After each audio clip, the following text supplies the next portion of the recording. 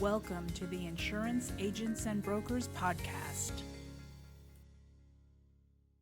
Hello, my name is Megan Fioretta, and I am the brand manager for IA&B. This is the audio version of the feature article from the September 2023 issue of Primary Agent Magazine.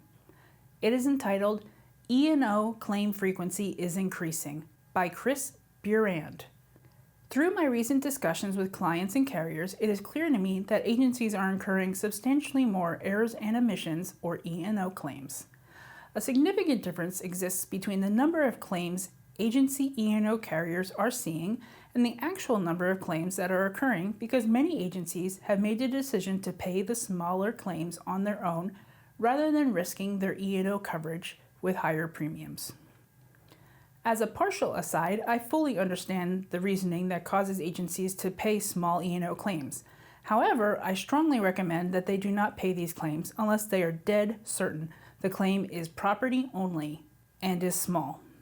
I have a long list of examples of agencies that paid claims they thought were small or were property only or were sure there were no plaintiff attorneys would ever be involved and ended up incurring large E&O claims that they had to pay because they had not submitted the original claim to the carrier.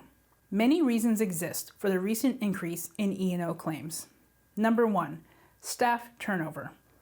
Almost everyone has experienced or seen significant staff turnover during the last 3 years.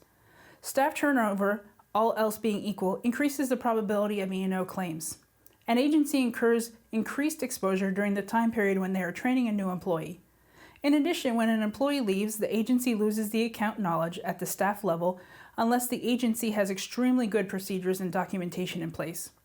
Few agencies practice quality at the required level to avoid this deficiency. Number 2, training. Most agencies train employees through on-the-job training.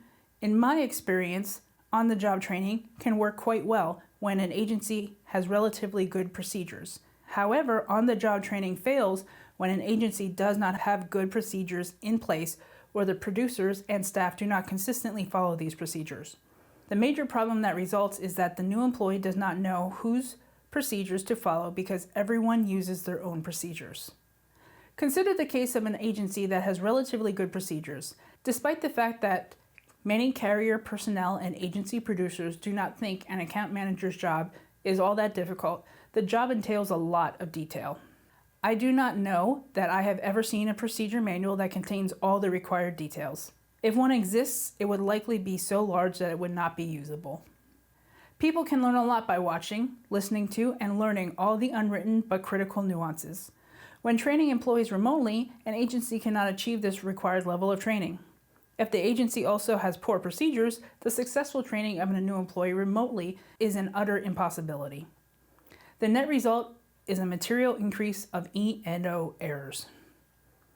Number 3, poor claims service by carriers. 100% of the agencies I have surveyed have said claims service has materially deteriorated over the last 3 years. I have reviewed published surveys that have supported the agency's complaints. Poor claims service is a casual factor in the increasing number of E&O claims because agency personnel tend to try too hard to help their clients get their claims paid. They accidentally cross the line and advise their clients in a manner that violates the agency's carrier contract. As frustrating as poor claims service is, make sure everyone in your agency is educated as to how far they can go when helping clients with a claim. In particular, an agent can never, ever advise an insured that a claim is or is not going to be paid. Number 4, carrier lawsuits. Carriers are suing their agents more often, or at least that is the way it seems. Some of my agency clients have suffered subrogated claims by carriers that involved very technical clauses that have absolutely nothing whatsoever to do with the claim. A good example of that I have seen several times involves the pre-filled application data provided by the carrier. The carrier, it turns out, is not responsible for the data they provide. If the data is wrong, the agent did not correct the data, and a large enough claim results, some carriers are paying the insured's claims and suing the agent. Another example involves a variety of, quote, change in conditions, unquote, that have not been reported to the carrier by the agency. The changes often had nothing to do with the insured's claim, and even if the changes had been updated, the claim would still have occurred. Yet the carriers are using this out to subrogate against their own agents. Number 5, increased workloads. In this hard market with all the employee turnover, workloads are simply too high in many agencies. The result is that employees make more mistakes and/or agencies begin cutting corners, such as not checking renewal policies. The solution is simple to identify, but in this labor market, it is extremely difficult to execute successfully. Number 6, surplus lines. In this hard market, agents are moving accounts to surplus lines. This increases E&O exposures on multiple levels, especially if an agency has a training weakness, procedure weakness, and/or new employee integration weakness. When moving an account to surplus lines, the agency owes additional care to the insured, especially in most instances, the duty to notify and explain which coverages have been lost. Those disclosures are not always happening. Additionally, the agency needs to review the forms more carefully because it is surplus lines. A large dark hole of ignorance exists relative to an agent's duty to insure when placing surplus lines accounts. I find most newer employees do not know about these additional duties. They do not understand that surplus lines markets do not have a duty to inform agents or insureds of reductions in coverage or even when the promised coverages are not included in the policy, and as a result, employees are not checking policies.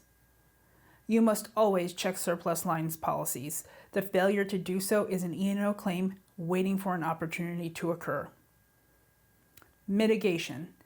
What is the best way to mitigate E&O exposures? Use coverage checklists.